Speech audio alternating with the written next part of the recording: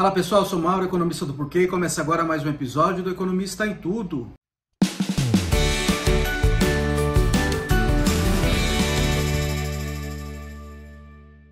Hoje eu vou falar um pouco dessa discussão que tem por aí na mídia e entre os políticos, o tal do orçamento secreto, que tem a ver com as tais emendas do relator do orçamento no Congresso, tá? Que são um instrumento muito pouco transparente de alocação de recursos públicos. Nessa semana que passou, a gente viu a ministra Rosa Weber, por exemplo, suspendendo a execução dessas emendas do relator, basicamente pedindo mais transparência de como que esse recurso é de fato decidido, a alocação dele, tá? Então, o que acontece? Aqui eu não vou discutir tanto se esse instrumento é legal ou não, porque está fora da minha praia. O que eu vou discutir é que tipo de impacto tem isso do lado da economia, de ter um orçamento que é uma parte do orçamento que não é muito transparente, como no caso das RP9, né, como elas são conhecidas, as emendas do relator. Então, na discussão do orçamento, você tem as emendas que são as emendas dos parlamentares, tá? E tem as emendas regulares, que são dinheiro que é alocado a cada parlamentar para ele decidir como melhor gastar esse dinheiro, tá? E aí, normalmente, eles alocam de acordo com projetos que são das suas bases eleitorais. Só um ponto importante: essas emendas elas são impositivas, tá? Uma vez que está decidido aquele recurso pelo Congresso dentro do orçamento, o governo tem que pagar, tá? Não tem escolha.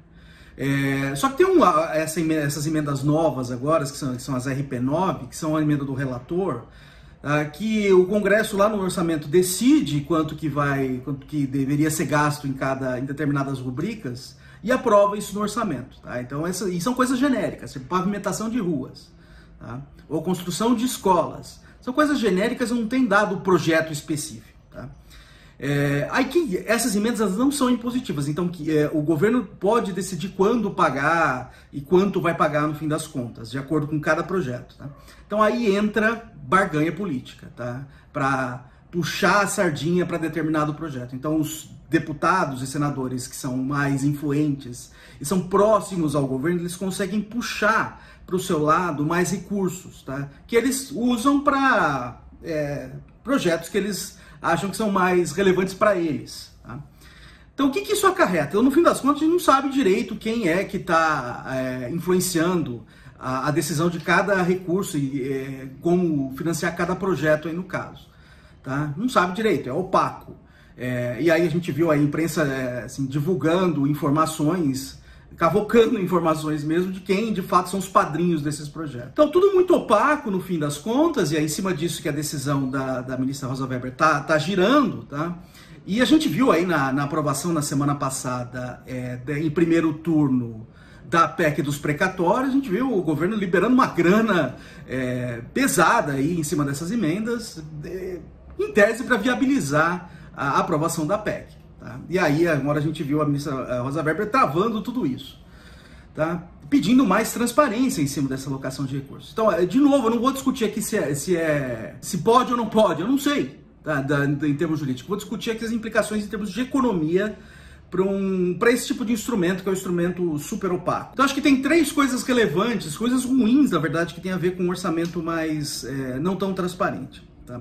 Primeiro, a sociedade ela perde um canal de fiscalizar o uso dos recursos, que os recursos que vêm da própria sociedade, é recurso de imposto isso, tá? O dinheiro do governo não vem do nada, ele é recurso basicamente de imposto que o governo vai usar para gastar em determinadas coisas. Como é opaco, a sociedade tem mais dificuldade em fiscalizar e, portanto, o risco de ter um mau uso disso é maior, tá? Então você tem uma chance maior de ter desperdício de recursos. Então a gente viu aí denúncias de superfaturamento em compra de tratores, tá? Já tem indicação disso. Então isso aí é desperdício, tá? É dinheiro que poderia sobrar e ser alocado para outras coisas, tá?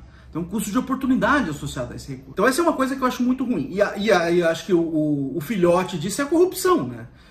Então isso abre a porta para ter corrupção. Então a gente tem o Brasil tem um histórico enorme de corrupção, e aí você tem um mecanismo desse tipo, você cria, e ainda é um dinheiro enorme, tá? Isso é uma coisa importante. Esse tipo de coisa, esse tipo de barganha política sempre existiu no Brasil em cima do orçamento. Para esse ano, essas emendas do relator, elas estão na casa de 18,5 bi.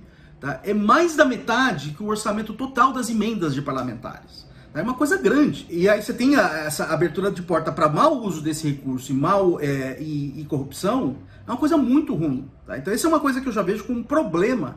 Tem a ver com um orçamento, com pelo menos uma parte do orçamento que é opaca desse jeito. Tá?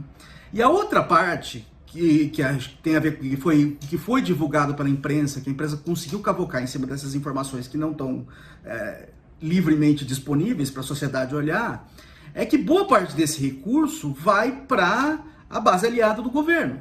Tá? Você vai para parlamentares que votam junto com o governo. Tá?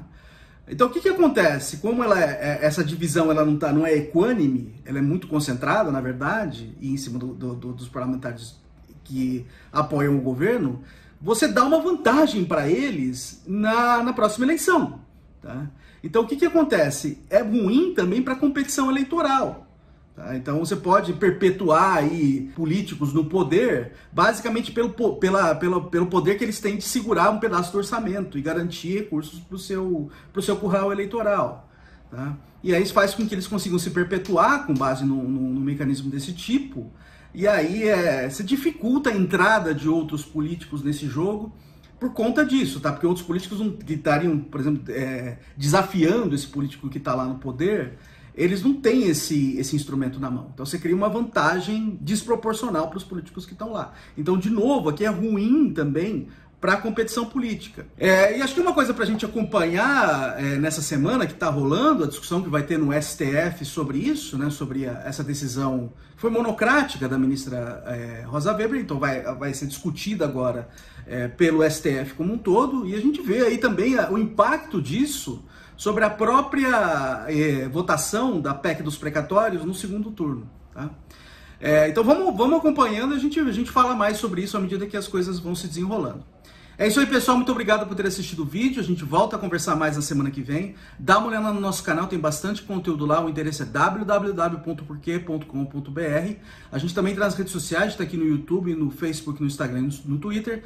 Então é isso aí, até semana que vem, um abraço!